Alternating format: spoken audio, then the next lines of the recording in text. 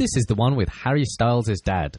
Gorillas with an O and gorillas with a U. Blonde future secretaries. And an excellent larder. It's called the Day of the Daleks. Here we go. We're embarking on a voyage all through time and all through space. Countering Daleks, Talent Food, and the Cybertronic race. Sontarans look like taters and Silurians all have wonky scales. And the Doctor has a TARDIS, we're reviewing all his tales. Who back when? Reviewing all of who there is. Who back when? Subscribe and rate on iTunes, please. Episode by episode, we're trudging down this temporal. Come join us on this odyssey. What other choice could there be than Who back when? Who back when? Hello, ladies and gentlemen, and welcome to episode C060 of Who Back When, a Doctor Who podcast. Or Doc Past. That's right. I am Ponkin, and with me in the studio today is Nick. Hello, Nick. Hey, Podcast Land, how you doing? We are going to be talking about Day of the Daleks today. We are, with two slight addendums that you might want to know about. Yeah. Both were currently under the influence of a cocktail of drugs, for various reasons. Yeah. Or medicinal, some medicinal. And apparently it's the end of fucking days outside, so you may hear a little bit of rain. Yeah, or hail, in fact. Or, like, fucking horsemen visiting the house. Yeah. I don't think I've ever seen weather like this. No, it went from a beautiful sunny day. I bumped into a colleague of mine from work who was on his way to have sorbet. I shit you not. And now this. And now there's sky sorbet. In your face. Right. Day of the Daleks. Shall we jump into Bite-Sized Chunk of Who before we really get into this? Let's. Time for us to synopsize, clarify and summarize. So take a view and grab a brew and listen to this overview, this free-for-all. We like to call a bite-sized chunk of Who. Bite-Sized Chunk of Who. World peace is threatened, and once again, only a peace conference in full attendance can avert another world war. So Reginald Stiles, as the world's greatest party planner, won't take no for an answer, and is jet-setting off to Peking to convince the Chinese delegation to join the conference as well. Future history, however, tells of how Sir Reginald was in fact the cause of the Third World War, and thus guerrilla soldiers from the future have arrived in the 1970s with the intention to kill him and prevent the war, and the subsequent invasion of Daleks, who are in parallel sending back ogres to stop the future soldiers. B-Scow over. You are welcome. Aren't you just? That was wonderfully dramatic. I wasn't thinking about other things. Can I start us off with a question? Always. It's a question. So, do we ever find out what duplicate Doc and Joe are all about?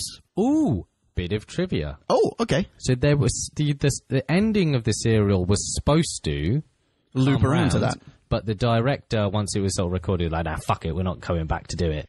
Terrence Dix rectifies that in the novelisation. Oh, interesting. Like, it ends up in him, the future Joe and future Doc saying hello to that. Very cool. Yeah. Actually, I did know about that last bit. I haven't checked out the trivia, so very nice. Yeah. Cool. Yeah.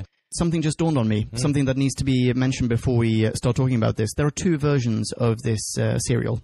Yes. And you very recently introduced me to a thing on Facebook, the Ark in Space. Yes, great Facebook group full of wonderful, very knowledgeable people. Yeah, thank you very much for bringing that into my life. And I asked there, so I've got the DVD, Day of the Daleks, original or special edition with additional scenes, with newly shot scenes. And overwhelmingly, people said special edition. Ooh. Yeah. I did not see the special edition. I saw both.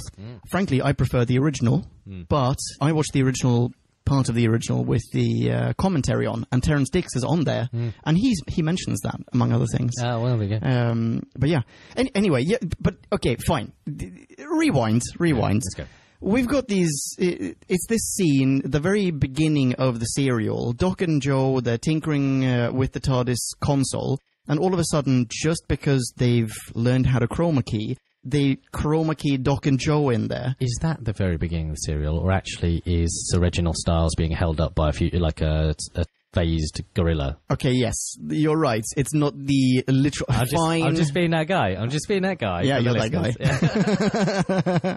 Okay, fine. So, yes, you're right. But that scene where Doc and Joe suddenly show up, they don't necessarily add anything to it. It's not like they're not Bill and Tedding it. They're not going, you'll want to pull that lever, or maybe you'll want to bring a screwdriver, Doc. Say hello to the princesses for me. Yes, exactly. Oh, it took me a while to make that connection. But yeah, they don't, and then they just disappear. And the Doc treats it like the easiest thing in the world, like there was absolutely no problem whatsoever. But we have had multiple occasions on Doctor Who where that is a huge problem. Yeah. You know, if you see yourself, then that's you stepping on your own timeline, and it causes tremendous... Fucking hell, that was spooky. Yeah. I hope you heard that podcast. Yeah. But as Pumpkin said the word tremendous, there was a massive bolt of lightning and thunder. Wow. That's pretty cool. It's getting spooky up in Pumpkin Plaza. I'm assuming that the microphones aren't picking anything up and that Podcast Land thinks that we are completely off our faces. Little from column A, little from column B. Yeah, maybe, yeah. Yeah, it was... that should have, like, torn space asunder, right? Or space and time. But it didn't, so it's okay. Turns out. Should any of the new show writers want to do that, it's fine. I will say this is also where in the serial, already at the beginning, though not at the literal beginning, I decided I am 100% on board. I love this. How often, I'm sure you agree with me, like how often do we get serials in a show that is actually about a time traveler? How often do we get serials that are about time and time travel? Not very often. And the times that we have had them on the show, I at the very least have been incredibly aroused. Like they are wonderful. I mean, we all love this sort of the parody, you know, of like, with our incredibly limited understanding of time, and that's one of the fun things about time travel fiction is that, you know, the paradoxes and these sort of things, and we can sort of map out in front of us complicated things, but in, you know, in a fun, structured way and with a narrative and a plot, and it's all fun. Now, I'll get this out front. Go for it. So, watching this, first time watching it, I you know, sort of sat it alongside of the other things in my life that I've watched that are sort of similar. I went for and read so Days of Future Past, X-Men. Yeah. Right? Very, very, very similar. Okay. And Terminator. Yeah. Oh, yeah. I mean, the Future Gorillas, they are... that's what I've written in my notes as well, not the word Terminator. The John Connors. Oh, that's interesting. I said, future humans are here to T200 the shit out of Sir Reginald. That's a quote from my notes. Yeah, it depends which one, innit? Yeah, exactly. Yeah, actually, you're right. Who's who? Well, because they're not... Well, no, they are Terminators. They are Schwarzenegger. Yeah, no, but then they're the human resistance. Also... in the future, run by robots. Oh my god! Yeah, exactly. Oh my god! Well, not robots, but yeah. Still, yeah, I'm being racist. but yeah, no, you're totally right. 100% right. Or possibly, it's more like Days of Future Past. Okay. It's more like Days of Future Past, where they've gone back to fuck up a peace conference in the 70s. In the 70s, yeah, and that there will, because humans are, mutants are enslaved later on by giant robots. Holy smokes! Yeah, there you go. Yeah, so those are my reference points, and it was a great expression of that. If this predates it, I don't know which came first. It doesn't really matter. It was cool. Yeah, loads of reasons. I couldn't tell you, but this was fantastic. The other occasions when we've had, actually, I can only think of one other occasion when we've had time as a narrative element, you know, a tool to further the plot, and that was in the Space Museum. Where they get sort of unstuck in time, and all of a sudden they have to catch up with. Yeah, exactly, and they have to catch up with themselves and everything. And every time that the show actually does this, very recently with Capaldi, we had this when they're on. Was it The World Enough and space, plenty of space, and we're also not in a rush. Whatever that episode is called. You know, when they're close/further away from the black hole, and it's all of a sudden you're tinkering with time. It's like, yes, now you're proving that this show is as clever as we all want, you know, the world to know that it is. And and this one did as well. Also, quick shout out, not a Delgado cereal. No, you're right. Oh, it's nice to take a little break. A little break from that. Does that feel good? Oh, so good. It does feel good. Yeah, it's like, you know... Holy shit, you're right. It didn't really dawn on me there. Yeah. I was sat there every episode like, where is he turning up? Is he in that Dalek? Is he in the future running the show? Yeah. It turns up. He's made a deal with the Daleks. And they're going to spare me, I'm sure. They're going to spare me and give me the keys to Earth. Yeah. But no Delgado. Happy with the no Delgado. Just for now. Yeah, just for now. Same here. I suspect that he's going to show up in the next one. So, more trivia. Okay. This wasn't supposed to be a Dalek serial. That's true. This is only supposed to be Ogronified. Future despots. Future human despot who also uses Ogrons as soldiers, Because it was the Daleks in London was what they were being rested for. that was supposed to turn up at some point. But Oh, really? But it doesn't.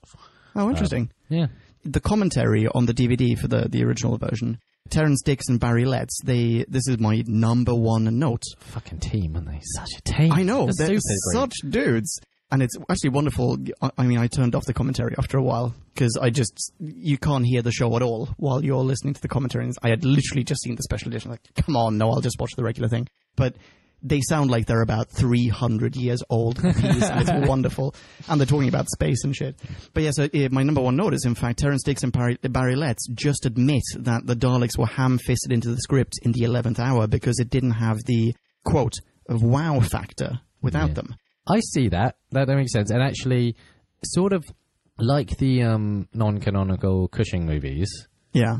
a human race enslaved by Daleks is the scariest thing ever.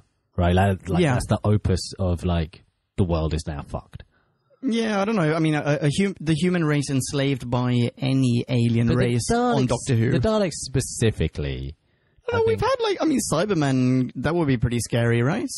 I think it's like they're like the ultimate space Nazis, right? Yeah, that's exactly how they were designed. Exactly. Yeah. So I don't know. I feel like that's the, like, you know, the Bedford resistance thing. The Bedford resistance. So how did you feel about, if we're just going to have a quick tangent, the Bedford resistance? So you remember in Bedford where... You remember in Bedford when humanity took its last stand? No, but seriously, you remember in Bedford when the Daleks were like, all right, so mankind, you are now our slaves. Take these wicker baskets and carry Fill it up with rubble. Earth core. Earth core. And make a neat pile over yonder. And in this one, they have graduated from wicker baskets to, like, empty bins. Basically, yes. This was super budget for loads of reasons. So they only had 3 surviving Dalek models. Yeah. That's one of the things that they changed in the special edition. Oh, did they like CGI some more in? Not CGI. They used they shot new footage with more Daleks. Right. So rather than, you know, that scene in the original version where they're coming up to the house and there's like 3 Daleks and some Ogrods. Oh, okay. Gold one was cool. Sure, yes. Ka-ching. Very blingy Dalek. But in the special edition, there are like, I mean, not that many more. There are like, let's say 6 or something. But still, it looks way more imposing. And I get that. That's a nice addition. But I didn't mind there being just 3. Well, I mean... Eccleston taught us you only need 1. Yeah, quite. Right? So... Let's talk about the Daleks then. Because actually, yeah, they are super inconsequential for loads of reasons, other than that they hail or herald impending doom. Yeah. So this is gorillas and gorillas, as we alluded to in the opening. So why choose that word, not resistance or whatever? Like, they say gorillas all the time, as in guerrilla fighters. Yeah, but that's the thing. I've made a note of I'll see if I can pull the soundbite off the DVD, but I've made a note of how they specifically... I'm sure that they specifically say gorilla as opposed to guerrilla soldiers. They go gorillas. Well, and this was the thing. I kept being like, just, completely confused all the time. Just like, oh, those gorillas. Like, which the gorillas or the gorillas? Oh, you were being a racist. No, I wasn't. Were you looking at the ogrons? The ogrons? They look like gorillas to me. No, I think they're literally described as like ape-like. Like mercenary, they're just like they're space police at some point, and I know, like, yeah. So actually, ding, they're turning up again. So they're new. They need to be added to the Vindex. Sweet. Oh, they already are. Oh, they're all on the Vindex. They're going to show up as soon as this episode drops. That's interesting. Do you know when they're going to reappear? Yeah, I think basically. Oh, do I know exactly when? But definitely a couple more times, and in the same vague guise. Are they going to be the new? What are they called? Flobo, Chobo, Roko, Flobo. The old Flobo, Joko. Sorry, yeah, yeah, yeah. I guess, but like more mercenary. You know, like you can just hire them. I don't know why they did that. Like, why were they needed? Well, I mean, why did we need the Flobo, Jobo? What are they called again? Ugh. They're not the Shadow Proclamation. No, they work for the Shadow Proclamation, though. Hang on, I'm Vindexing it. If you haven't used our wonderful Vindex, you really should. It's a visual index of all of the aliens in Doctor Who. It is, and it has taken forever to compile, so please like it. So fucking use it. Jadoon. The Jadoon. Yeah. Yeah, no, I think they're more. I think they turn out to. I mean, I don't know yet because obviously we haven't watched it, but I think they tend to be more sort of like savagery and less organised and shit. They look like ogres. They are called ogrons. I love it. But yes, they're ape-like. So every time they said gorilla, I was like, are you guys being like? But no, they're talking about gorilla. Use a different fucking word. Yeah. Yeah. Not The Space Kong. I don't know, like. The Space Kong. Oh, I don't know, even space, are they? The Future Kong. Yeah. So again, if you got Daleks, just send back a Dalek. Yeah, that's true. You don't need any. You don't. Yeah. Why? Why are the Daleks relying on humans again? This is. This is one of the things that kind of ticks me off about. All right, so Daleks have taken over and enslaved mankind in the future. Yes, I agree. Scary, nefarious shit is going down. But the Daleks. They are in no way aided by having a bunch of humans carrying around bins full of pebbles, which I think is what they were doing this time. So they got pebbles and rocks and things. You will not be aided by this in any way, because you can do a better job yourselves. For the same reason, you would never, as a Dalek, employ a human to in turn outsource the work to a fucking baboon with a nightstick to travel through time and beat the shit out of someone. Let's do it. Yeah, exactly. Way better. Also, could you not maybe just send back a bomb? How about that? Ooh, another ding ding ding. Okay. First mention of Dalekanium. No. No? No, the first mention of Dalekanium was in... I think We've got New Who Dalekanium. Yeah, I think Dalekanium was also mentioned in, I want to say, Power of the Daleks. Oh, maybe. When Troughton actually encounters like the conveyor belt of their building Daleks. I think they're talking about Dalekanium. Here's the thing, because they were talking about Dalekanium, I think almost exclusively in this context, as an explosive, which is what freaked me out, because like, that's what the bombs are. No, it's mentioned in Dalek Invasion of Earth. Oh, yeah, well. Because the bombs that they throw at the Daleks, they are strong enough to... Dalekanium, but isn't this bomb made out of Dalekanium? So is it explosive, or is it is it a That's a good point. material? Yeah, you're right. Yeah, I think you're right. Maybe they muddled that up a little bit in this one. Shocker. Oh, do you know what? Another thing that they changed about the Daleks, sorry, slight tangent. The voices. Did you like the Dalek voices? They were very different. They were very different. I was fine with it. I was fine with it as well. But they're not the traditional Daleks or Dalek voices, so they literally redubbed everything with Nick Briggs. Oh. And it sounds great. I mean, Nick Briggs does a great Dalek voice for obvious reasons. He is the Dalek voice. But... I wasn't upset with the originals. I wasn't upset with them either. I feel kind of bad for the people who did those voices and are no longer in there. It's like being, Darth Vader out of Star Wars Jedi, rather, to then be replaced by what's-his-face... what's his name? Kevin McAllister. The guy. Anyway. So, another quick continuity error. Hit me. So, opening scene, Big Reggie Styles, ambassador, how many ambassadors or whatever we've got? I mean, he's just... Another diplomat. He's the Lord in this episode. Of Audley House. Now, so a gorilla turns up, points a gun in his face, but then is, zapped back to the 22nd century before pulling the trigger. Yeah. Later on, more gorillas turn up and then apprehend the Doctor as if he's Dr. Reggie Styles, whilst Reggie Styles is in China. Yes. Are you suggesting why did they not recognise... Yes. Their, assassination attempt. Why haven't they, A, done some research, and B, why didn't they realise... if they got it right the first time, why they get it wrong so wrong the second time? They don't look anything alike. Okay, they did plenty of research, let me tell you. The thing is, however, future history books in the future, that is, they are text only, no photos. Right, gotcha. You get no glossy inlays with, here's a picture of Sir Reg. As part of the big Getty purge. All photo libraries. They were the first to go. When the Daleks showed up, they were like, we will, no more Getty, no more Shutterstock. What is this, Encarta? Encarta. Yeah, old Oh, wow, school. blast from the past. So that's number one. Number two, what actually happened with the soldier who got zapped back into the future? I don't know. It's never explained. I think he was taken by the Daleks and by Mr. Bureaucrat chap. Oh, maybe. I think he was just a tease. I think he was just like, I'm going to get you, but not yet. Wait, baby. First I'm going to zap myself back in the future. Yeah. Oil myself up really nice and shiny. I'm going to come really close, and then I'm going to back away. And then I'm going to come really close, and then I'm gonna back away. Basically, like, I'm going to edge your death. That's going to be a new thing, edging the assassination. Yeah. Death edging. It's All right, we're going to need to get this into the show fucking more. sexy if you think about it. So someone can add it to our TV tropes page. Well, not death edging. Assassination edging. Yeah. Yeah, assassination edging.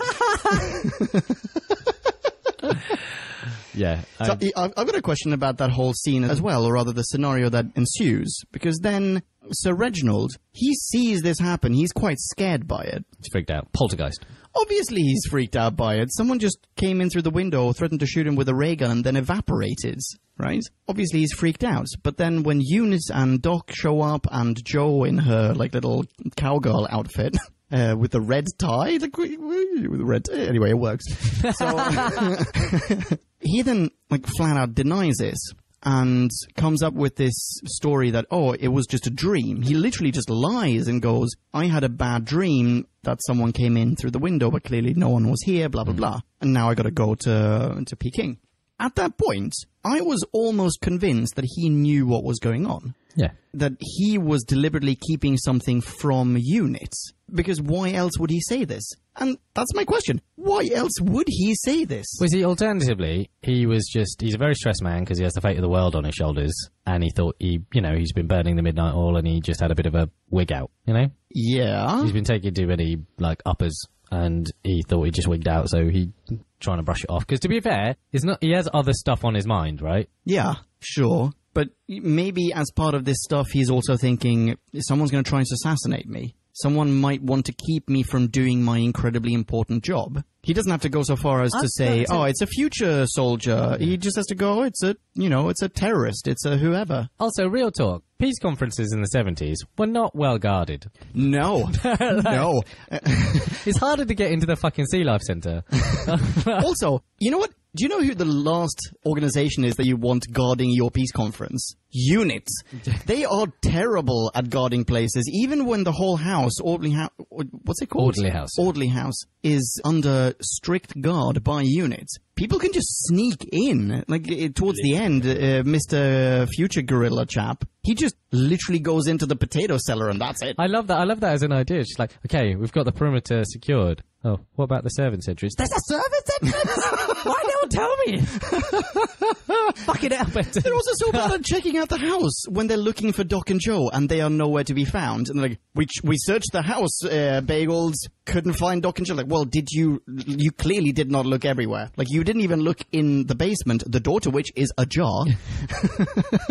Because that's where they are. Yeah. Yeah. The unit were bumbly as fuck. Like, also, so many people die over this serial. Oh, yes. A lot of death. A lot of, like, just, like, super casual death. So, like, if someone dies in combat, there's, like, full inquest and everything, they're gonna be tied up in paperwork for years. Yeah. That's what then basically keeps the Daleks at bay. Because when Wave after... When it's just like, Benton, hold them. It's like, we can't. Because, they're a super advanced, race of space Nazis that have conquered time travel. And I'm here with my Walter PPK. Yeah. It was a bit of a bloodbath. Also, okay, let's talk serial length. 4 episodes. Perfect. Yes.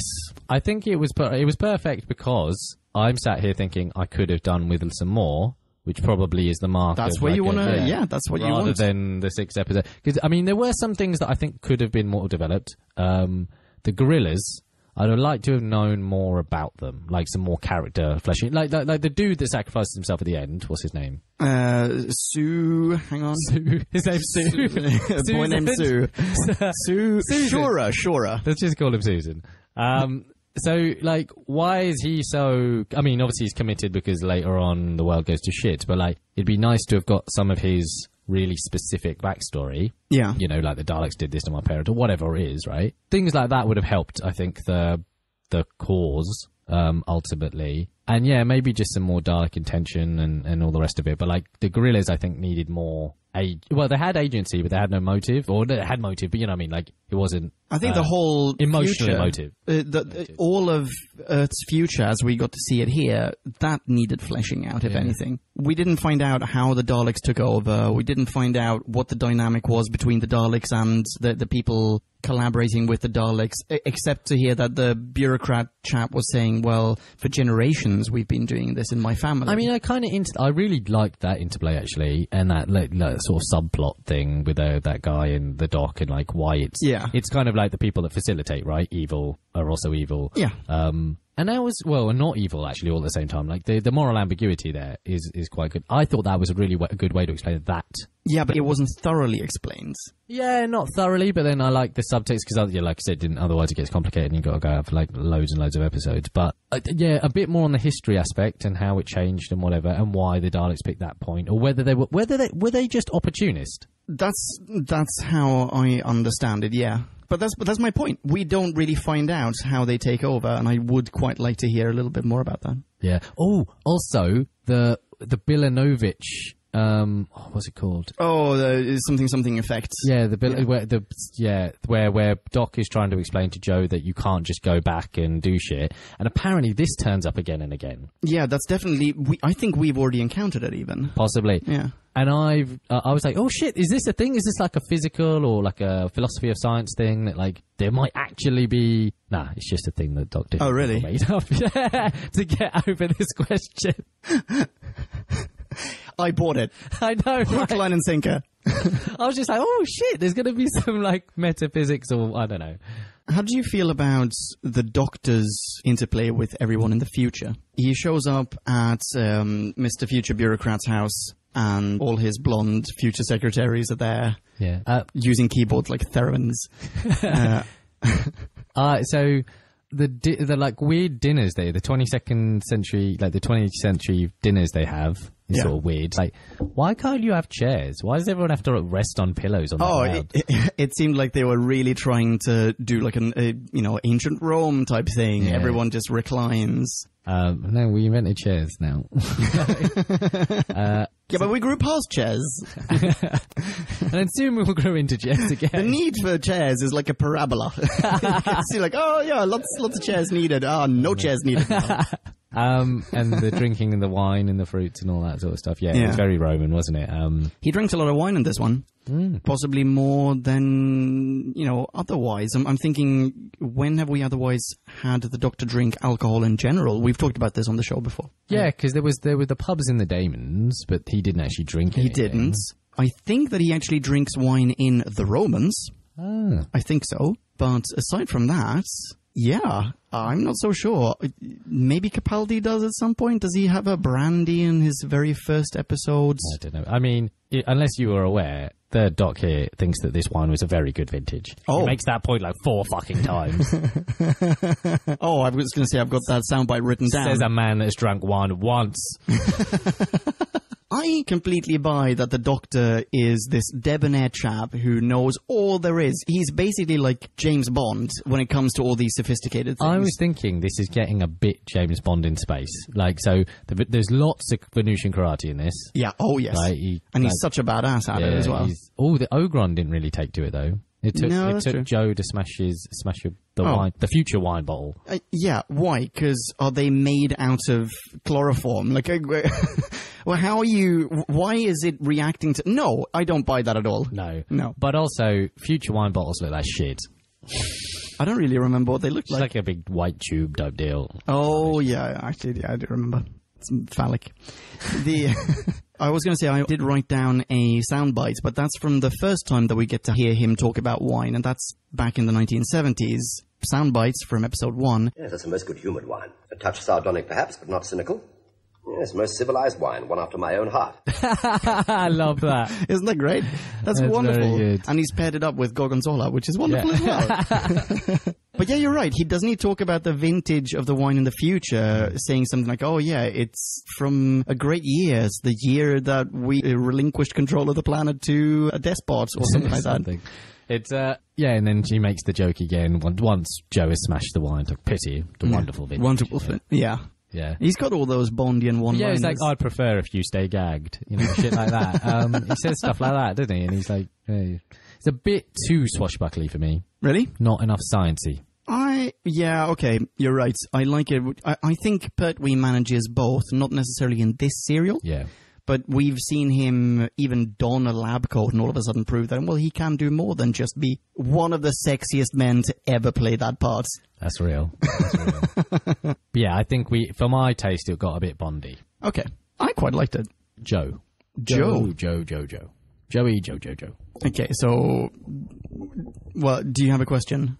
Joe? Question mark? Yeah, right then. So Joe, I'll bite.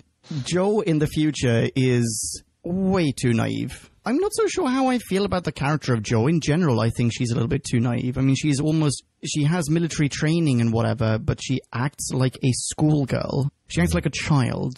And I don't like that. I miss the days of having a much more competent adult companion. But see, the thing is, the naive thing I don't necessarily mind at the beginning, but the capability for the character to learn, right? You've done a number of things now with the Doctor, done lots of things. Like, any number of companions move leaps and bounds. So, like, we talked about Jamie, wee little Jamie. Yeah. And, like, when he started, he didn't know shit. And Wee little Jamie was wee little Jamie in the beginning, but then after a while, he starts to get on board. He starts to become his own thing, like he explains how aerosols work to people.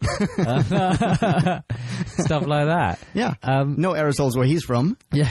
But he learned. Yeah. Man, read a book. But this is what I'm saying. So, like, yeah, that dissonance is starting to really affect me with Joe. And, like, that, like, so I know escapology, I'm your full-time companion, and I've thwarted multiple, like, Earth invasions and whatever it is. But these lot seem nice. Let's just say... Let's tell them everything. Yeah. Do you mean in the future? Yeah. That's the worst. That's so bad. Like, you could ask her literally anything and she would just answer. No, you don't want that. You wouldn't even expect that from someone with a modicum of unit training. So, no. Yeah. Doesn't matter if she's young. That should have been trained out of her anyway. Or she shouldn't have got the job if she had that inclination. Anyway, no, I didn't like Joe, really. I was partial to her outfit, though. Of course you were. Question for you. Is this the second or the third? And what is the significance? Peace conference that we've had on Classic Who so far. We've had a number of peace conferences. Yes.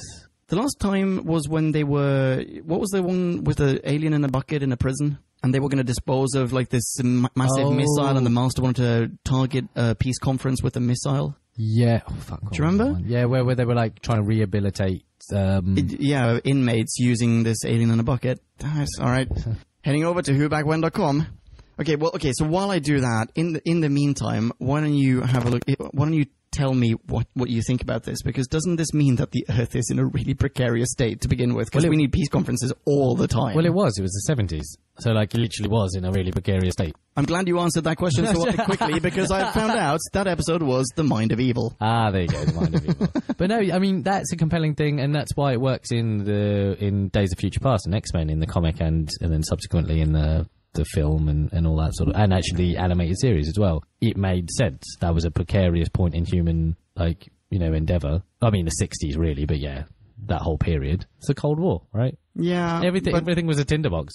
Sure, but I think it's a little bit odd that you can fuel a TV series with the same premise or the same fear that we are on the verge of World War III. However, we can avert that crisis if only we can see through this one peace conference. Well, it's kind of more that these peace conferences are so, like, they not just these peace conferences, but like the G20 or G8 or like all the various big like meetings. There's all the big powers in one room. It's not just like egos and all that sort of thing, but like if anyone wanted to do something terroristy, that's the worst ever fucking place to do it, isn't it? Like, shit can go real left. So that's why it's like, as a narrative device, it's really easy. Yeah.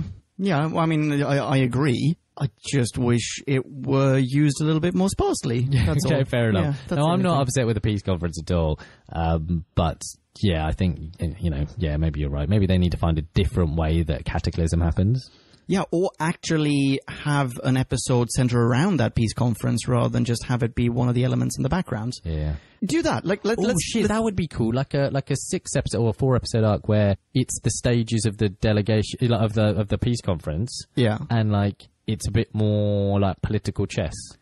And it's let's say it's like the UN, and you have here's that country, here's this country, here's this country, here's that planet. Yeah. And then all of a sudden, someone else, or possibly we have, behind the delegate from Uganda sits a chap with tentacles that no one can see except for the doctor. That sort of thing. It's a little bit like in New Who with the Silurians, and they like make them try to Doc tries to. Bingo. Yeah. Bingo. Yeah, I'm with that. That sounds cool. That would be cool. All right. Okay. I've got a few notes just to pop in. First off, I'll throw in a sound bites. Look, try and use your intelligence, man, even if you are a politician. Isn't that great? Get that on a fucking t-shirt. Really, really like that. Next thing is the mind analysis machine in the future. Well, my note there is mind analysis machine may not be required if you just unmute the prisoner video feed, because she calls him doctor in like every sentence. Yeah, but, gotta be sure, aren't you? What else? I've written, Doc, I suggest you don't antagonize your obviously devious host. Just slip away unnoticed instead. Yeah. Ooh, tri-bike chase. Oh, try-by chase. Oh, why haven't we talked about try-by chase? I don't know why. Why have we not talked about it? Why is there not always a try-by chase? And obviously, there is an awesome vehicle just parked outside. Key in the ignition. Also, what was your insurance thinking? Why didn't everyone go, hey, just hop off for a second, tweet, because you can't drive this. I don't know. That guy seemed super cool. Yeah. Well, yeah. Also, Ogrons, we're just going to bumble behind you and not use these guns. No. I need to catch you in my hands first before I could use the gun. I don't know. It was awesome. Yeah, I thought that chase was redonkulous. It was fantastic in all of its 1970s splendor, but it also led nowhere. I mean, how great was that? Yeah. Oh, well. Oh, yeah, I made a note to say that the guns, actually, they were also enhanced in the special edition, and they look magnificent in the special edition. Okay. Because in the original, when they fire it at someone, that person just disappears. Yeah. And in this one, that person fucking blows up.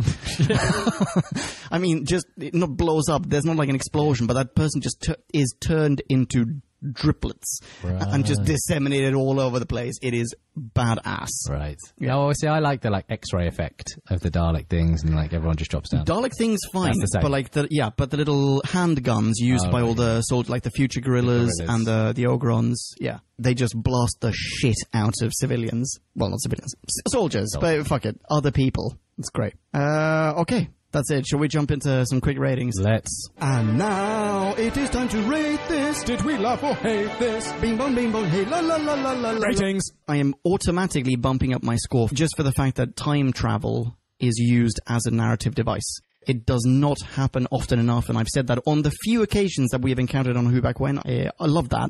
I thought Pertwee was fantastic. I quite liked his action man shtick.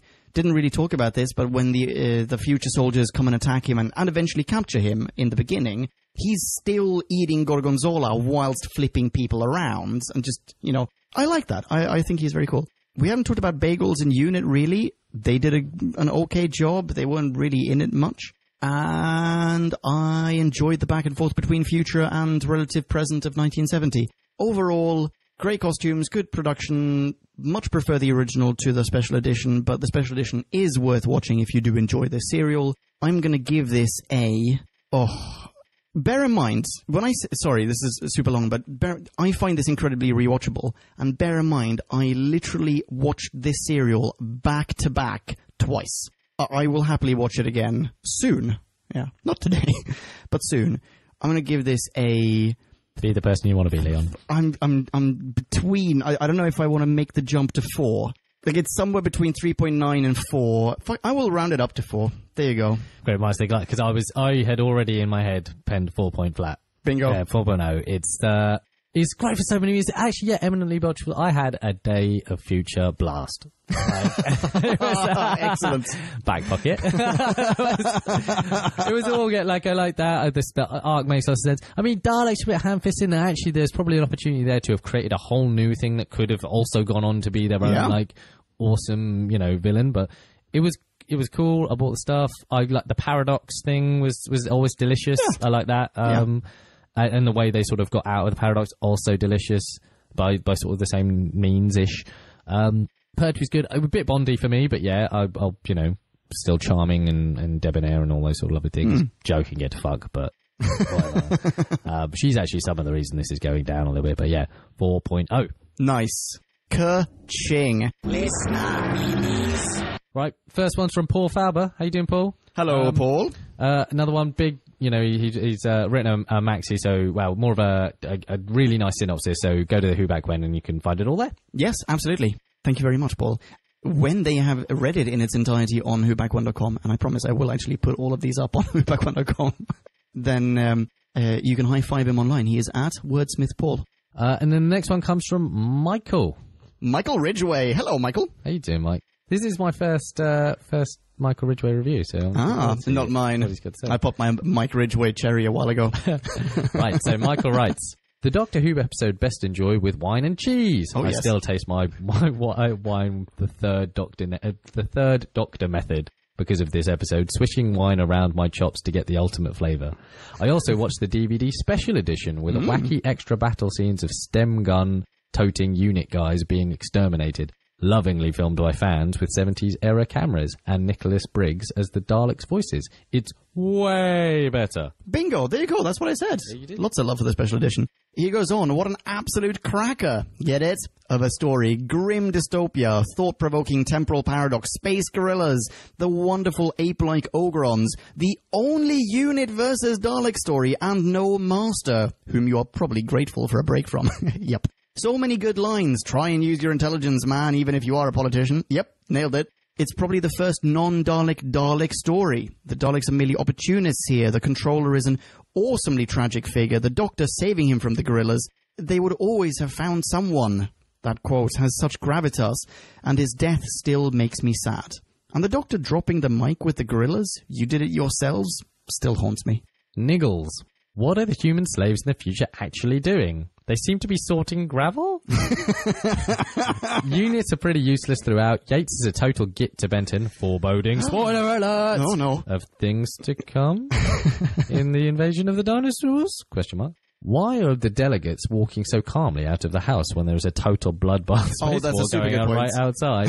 What was the point of the news reporter? Couldn't he have been at least been exterminated? Was blowing up the house even really necessary? 4.1 out of 5 bullet-riddled Orgons. Ogrons.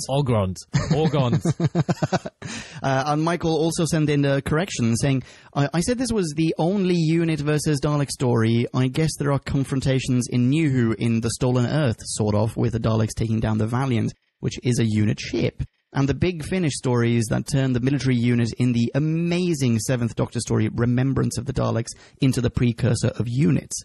Yeah, so okay, cool. Nice one. Thank you so much, Michael. Next up, we got Zunich. Hello, Peter. How you doing, Zunich? So, Peter writes, what's not to like? Okay, it's not the best story ever, but by no means is it the worst. It's a little predictable at times, but it's got Ogrons and Daleks and time travel as part of the plot. It's just Doctor Who done right. Yeah. Peter goes on, what hits home more than anything here has nothing to do with the story itself. This story shows how much everyone has become friends, especially Jo and the Doctor. It doesn't seem likely, but they end up getting along so well. The antithesis of some of the other stories were covered. This story is a prime example of someone wisely saying, we could make it 6 episodes long, but it works much better as a 4-parter. If it were dragged out any longer, it would be a total bore, but instead it moves at a quick pace and never lets up. Just when you thought it was settling down into its main story, it becomes something quite different yet again. The result is a serial in which we care about all the characters presented, and the main enemy takes a backseat to the development that unfolds, not around them, but because of them. It's all topped off with an ending where, even if you saw it coming, it still pays off in spades. Retro Rewrite of the Week goes to Jo's gullibility. As naive as she is, I can't believe she'd fall for what the bad guys are selling. It's a small complaint, but it bothers me. There should have been some hint that she was playing them as much as they were playing her. In the production department, I really have no issues. Artistically, it's great, other than a slow-moving door that seems to open before anyone even knows they want to go through it, and a tricorder for a TARDIS. It's not the best, but I really enjoy this story every time I watch it. It's a personal favourite of mine, simply for the character development and the time travel story done right. For this reason, it earns a "Would you like a piece of cheese?" says the girl in the red knickers. 3.7. Right. Strong. Huge. Thank you very much, Peter. Yeah, Peter, thank you. Awesome mini, as always. So, new reviewer, Arthur. Okay. Sorry if we're mispronouncing your nom de plume. Arthur. Hello, Arts. New reviewer. Welcome aboard, man. Yeah, very nice. So, Arthur writes, Benvenuto. Curiously enough, for a show that deals primarily with time travel, this was one of the first Doctor Who serials, if not the first, to deal specifically with the implications of such practice.